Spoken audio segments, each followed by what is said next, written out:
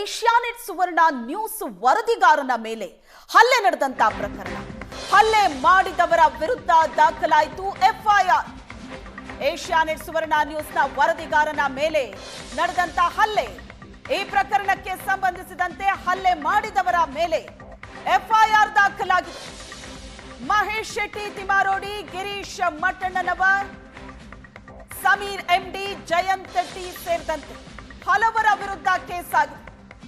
ವರದಿಗಾರ ಹರೀಶ್, ನಮ್ಮ ಕ್ಯಾಮರಾಮನ್ ನವೀನ್ ಪೂಜಾರಿ ಇಬ್ಬರ ಮೇಲೂ ಮಹೇಶ್ ಶೆಟ್ಟಿ ತಿಮಾರೋಡಿ ಗ್ಯಾಂಗ್ ಹಲ್ಲೆ ನಡೆಸಿತ್ತು. ಹಲ್ಲೆ ಮಾಡಿದವರ ಮೇಲೆ ಈಗ ಎಫ್ಐಆರ್ ಆಗಿದೆ. ನಮ್ಮ ರಿಪೋರ್ಟರ್ ಮತ್ತು ಕ್ಯಾಮರಾಮನ್ ಇಬ್ಬರ ಮೇಲೂ ಮಹೇಶ್ ಶೆಟ್ಟಿ ತಿಮಾರೋಡಿ ಗ್ಯಾಂಗ್ ಹಲ್ಲೆ ನಡೆಸಿತ್ತು. ಯಾರ್ಯಾರು ಹಲ್ಲೆ ಮಾಡಿದ್ರು ಅವರ ಮೇಲೆ ಈಗ ಎಫ್ಐಆರ್ ಆಗಿದೆ.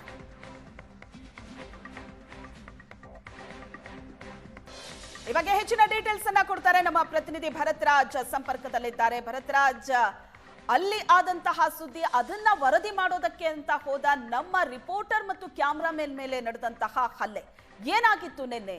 ಅದಾದ ಮೇಲೆ ಈಗ ಆಗಿರುವಂತಹ ಎಫ್ಐಆರ್, ಯಾರ್ಯಾರ ಮೇಲೆ ಎಫ್ಐಆರ್ ಆಗಿದೆ?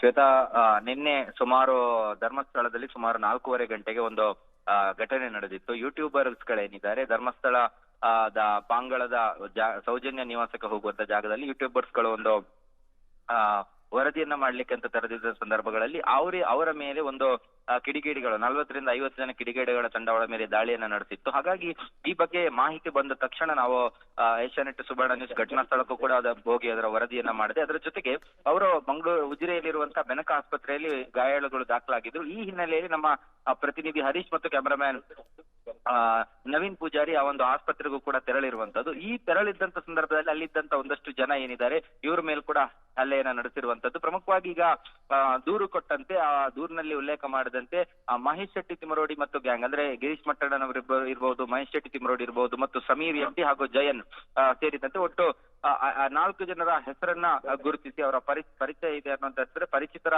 4 ಜನರ ಹೆಸರು ಹಾಗೂ ಅದರ ಜೊತೆಗೆ ಗುರುತಿಸಬಹುದಾದ ಒಂದಷ್ಟು ಜನರ ಮೇಲೆ ಒಂದು ದೂರನ್ನ ಕೊಡಲಾಗಿದೆ. ಹಾಗಾಗಿ ಅನೇಕ ಸೆಕ್ಷನ್ ಗಳ ಅಡಿಯಲ್ಲಿ ಈಗ ಬೆಳ್ತಂಗಡಿ ಪೊಲೀಸ್ ಠಾಣೆಯವರ ವಿರುದ್ಧ ಎಫ್ಐಆರ್ ಗಳು ದಾಖಲಾಗಿರುವಂತದ್ದು. ಒಂದು ಅಲ್ಲಿ ಪ್ರತಿಕ್ರಿಯೆಯನ್ನ ಕೇಳಿದಂತ ಸಂದರ್ಭದಲ್ಲಿ ಮತ್ತು ಸುದ್ದಿ ಮಾಡ್ಲಿಕ್ಕೆ ಹೋದಂತ ಸಂದರ್ಭದಲ್ಲಿ ಏಕಾಏಕಿಯಾಗಿ 100 ಜನ ಈ ರೀತಿಯಾಗಿ ಅವರ ಮೇಲೆ ದಾಳಿಯನ್ನ ನಡೆಸಿರುವಂತದ್ದು ಮತ್ತು ಅವರ ಮೇಲೆ ಹಲ್ಲೆಯನ್ನ ನಡೆಸಿರುವಂತದ್ದು. ಸದ್ಯಕ್ಕೆ ಪ್ರಕರಣ ದಾಖಲಾಗಿದೆ. ಈ ಬಗ್ಗೆ ಸ್ವತಃ ಘಟನಾ ಸ್ಥಳಕ್ಕೆ ಮತ್ತು ಆಸ್ಪತ್ರೆಗೆ SP ಅರುಣ್ ಅವರು ಕೂಡ ಆಗಮಿಸಿ ಇದರ ಬಗ್ಗೆ ಮಾಹಿತಿಯನ್ನ ಪಡ್ಕೊಂಡಿದ್ದಾರೆ. ಹಾಗಾಗಿ ಮುಂದಿನ ಕಾನೂನು ಕ್ರಮಗಳನ್ನು ಅವರ ವಿರುದ್ಧ ಕೈಗೊಳ್ಳುವ ಒಂದು ಎಚ್ಚರಿಕೆಯನ್ನ ಕೂಡ ನೀಡಿರುವಂತದ್ದು. ಭರತ್ರಾಜ್, ಯಾಕೆ ಸುವರ್ಣ ನ್ಯೂಸ್ ಟಾರ್ಗೆಟ್ ಮಾಡಿದ್ದು? ಯಾಕೆ ನಮ್ಮ ರಿಪೋರ್ಟರ್ ಮತ್ತೆ ಕ್ಯಾಮ್ರಾಮನ್ ಮೇಲೇನೆ ಹಲ್ಲೆ ನಡೆಸಿದ್ರು? ಏನಾದ್ರೂ ಹೇಳಿ ಅಟ್ಯಾಕ್ ಮಾಡಿದ್ರಂತ? ಶ್ವೇತಾ, ಹಲ್ಲೆಗೆ ಕಾರಣ ತಿಂದು ಬಂದಿಲ್ಲ. ಆದ್ರೆ ಅವ್ರು ಹೇಳುವಂತದ್ದು ಅವರದೇ ವರ್ಷನ್ ಗಳಲ್ಲಿ ಮಾತನಾಡ್ತಾ ಇದ್ದಾರೆ. ಹಲ್ಲೆಗೆ ಈ ರೀತಿ ಯಾವುದೇ ರೀತಿಯಾದಂತಹ ಕಾರಣಗಳು ಗೊತ್ತಿಲ್ಲ. ಒಟ್ಟು ಇವರು ನಮ್ಮ ವರದಿಗಾರರು ಹೋಗಿರತಕ್ಕಂಥದ್ದು ಅಲ್ಲಿ ಅವರ ಅಂದ್ರೆ ಯೂಟ್ಯೂಬರ್ಸ್ ಗಳ ಮೇಲೆ ಹಲ್ಲೆ ಆಗಿದೆ. ಅವರು ಯೂಟ್ಯೂಬರ್ಸ್ ಗಳ ಪರ ಒಂದು ಆಸ್ಪತ್ರೆಯ ಮುಂಭಾಗದಲ್ಲಿ ಹೆಚ್ಚಿನ ಸಂಖ್ಯೆಯಲ್ಲಿ ಸೇರಿದ್ರು. ಯೂಟ್ಯೂಬರ್ಸ್ ಗಳ ಪರವಾಗಿ ಅಂದ್ರೆ ಅವರ ಮೇಲೆ ನಡೆದಂತ ಹಲ್ಲೆಯನ್ನ ಖಂಡಿಸಿಯೇ ನಾವು ಕೂಡ ಆ ಒಂದು ಜಾಗಕ್ಕೆ ಹೋಗಿದ್ದಂಥದ್ದು, ಆಸ್ಪತ್ರೆಗೂ ಕೂಡ ಹೋಗಿದ್ದಂಥದ್ದು ಅವರ ಹಲ್ಲೆಯನ್ನ ಖಂಡಿಸಿ. ಯಾಕಂದ್ರೆ ಯಾವುದೇ ಮಾಧ್ಯಮಗಳಾಗಿರ್ಲಿ ಅವರ ಮೇಲೆ ಈ ರೀತಿಯಾಗಿ ಹಲ್ಲೆಗಳನ್ನ ನಡೆಸುವಂತದ್ದು, ಅವರ ಮೇಲೆ ದಾಳಿಗಳನ್ನು ನಡೆಸುವಂತದ್ದು ಅದು ಯಾವುದೇ ಮಾಧ್ಯಮಗಳಾಗಿಲ್ಲ, ಸಾಮಾಜಿಕ ಮಾಧ್ಯಮಗಳೇ ಆಗಿರ್ಲಿ ಅಥವಾ ಮೈನ್ ಸ್ಟ್ರೀಮ್ ಮಾಧ್ಯಮಗಳೇ ಆಗಿರ್ಲಿ, ಅವುಗಳ ಮೇಲೆ ಅವರ ಅಭಿವ್ಯಕ್ತಿ ಸ್ವಾತಂತ್ರ್ಯದ ಮೇಲೆ ದಾಳಿಯನ್ನು ನಡೆಸುವಂತದ್ರ ವಿರುದ್ಧ ನಾವು ಆ ರೀತಿಯಾದಂತಹ ಒಂದು ವರದಿಯನ್ನ ಮಾಡ್ಲಿಕ್ಕೆ ಅಲ್ಲಿ ತೆರಳಿದ್ದಂಥದ್ದು. ಹಾಗಾಗಿ ಅವರ ಪ್ರತಿಕ್ರಿಯೆಗಳು ಬೇಕಾಗುತ್ತೆ. ಅಂದ್ರೆ ಯಾಕೆ ಅದು ಯಾಕೆ ಅವರ ಮೇಲೆ ಹಲ್ಲೆ ನಡೆಸಿದ್ದಾರೆ ಏನನ್ನುವಂಥದ್ದನ್ನ ಅವರಲ್ಲಿ ಪ್ರತಿಕ್ರಿಯೆಗಳನ್ನ ನಾವು ಕೇಳಲಿಕ್ಕೆ ಹೋದಂತ ಸಂದರ್ಭದಲ್ಲಿ ಸುವರ್ಣ ನ್ಯೂಸ್ ಅನ್ನ ಟಾರ್ಗೆಟ್ ಮಾಡಿ ಅದರ ವರದಿಗಾರ ಮತ್ತು ಕ್ಯಾಮರಾಮ್ಯಾನ್ ಮೇಲೆ ಹಲ್ಲೆ ನಡೆಸಿದ್ದಾರೆ.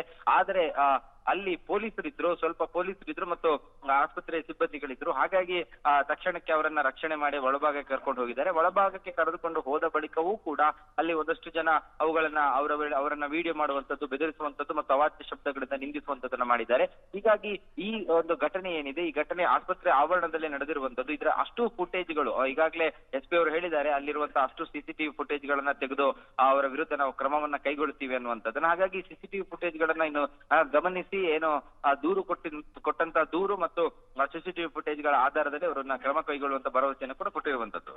ಓಕೆ, ಡೇ 1 ಕೂಡ ಏಷ್ಯಾನೆಟ್ ಸುವರ್ಣ ನ್ಯೂಸ್ ಅಲ್ಲಿ ಏನಾಗ್ತಾ ಇದೆ ಅದರ ಸಮಗ್ರವಾದ ವರದಿಯನ್ನ ಮಾಡ್ಕೊಂಡು ಬಂದಿದೆ. ಆದ್ರೆ ವರದಿ ಮಾಡೋದಕ್ಕೆ ಹೋದವರ ಮೇಲೇನೆ ಹಲ್ಲೆ ಮಾಡ್ತಾರೆ, ಕೈ ಮಾಡ್ತಾರೆ ಅಂತ ಅಂದ್ರೆ ಯಾರು ಕೂಡ ಇದನ್ನ ಒಪ್ಪುವಂಥದ್ದಲ್ಲ. ಈಗ FIR ಆಗಿದೆ, ಹೌದು, ವಾಟ್ ನೆಕ್ಸ್ಟ್? ಹಾಗಾದ್ರೆ ಏನ್ ಕ್ರಮ ಇವತ್ತಾಗುತ್ತಂತೆ?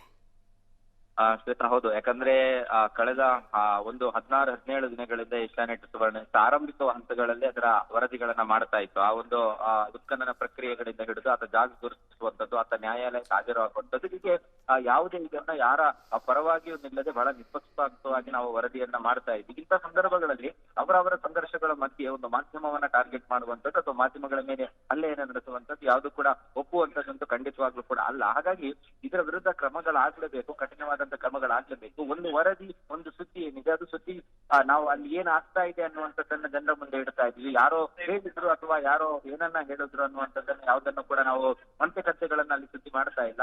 ಒಂದು ಮಾಧ್ಯಮ ಸಂಸ್ಥೆಯಾಗಿ ಏಷ್ಯಾನೆಟ್ ಸುವರ್ಣ ನ್ಯೂಸ್ ಕಳೆದ ಕೆಲವು ದಿನಗಳಿಂದ ಅಲ್ಲಿ ನಿರಂತರವಾಗಿ ಸುದ್ದಿ ಮಾಡ್ತಾ ಇದೆ. ಯಾವುದೇ ಪಕ್ಷಪಾತಗಳಿಲ್ಲದೆ ನಾವು ವರದಿಯನ್ನ ಮಾಡುವಂತ ಸಂದರ್ಭಗಳಲ್ಲಿ ಒಬ್ಬ ವರದಿಗಾರರಾಗಿ ಅವರು ಪ್ರತಿಕ್ರಿಯೆಗಳನ್ನ ಕೇಳುವಂತದ್ದು, ನಾವು ಅನೇಕರ ಪ್ರತಿಕ್ರಿಯೆಗಳನ್ನ, ಅದು ಪರ ಗುಂಪುಗಳಿರಬಹುದು ಅಥವಾ ವಿರೋಧಿ ಗುಂಪುಗಳಿರಬಹುದು, ಅವುಗಳ ಪ್ರತಿಕ್ರಿಯೆಗಳನ್ನ ಕೇಳಿಬಿಟ್ಟು ಅದನ್ನ ಹಾಕುವಂತದ್ದು ನಮಗೆ ನಾವು ಕೂಡ ಹಾಕ್ತಾ ಇರ್ತೀವಿ. ಹಾಗಾಗಿ ಅಂತ ಪ್ರತಿಕ್ರಿಯೆಗಳಿಗೆ ಹೋದ ಸಂದರ್ಭದಲ್ಲಿ ಈ ರೀತಿಯಾಗಿ ದಾಳಿಯನ್ನ ನಡೆಸುವಂತದ್ದು, ಹಲ್ಲೆಯನ್ನ ನಡೆಸುವಂತದ್ದು ಇದಕ್ಕೂ ಕೂಡ ಖಂಡನೀಯ. ಹಾಗಾಗಿ ಇದರ ವಿರುದ್ಧ ಕ್ರಮಕ್ಕೆ ಆಗ್ರಹಿಸಿದ್ದೇವೆ. ಹಾಗಾಗಿ ಇವತ್ತು ಪೊಲೀಸರು ಕ್ರಮ ಕೈಗೊಳ್ಳುವಂತ ನಿರೀಕ್ಷೆ ಇದೆ. Yes, thank you Bharath Raj.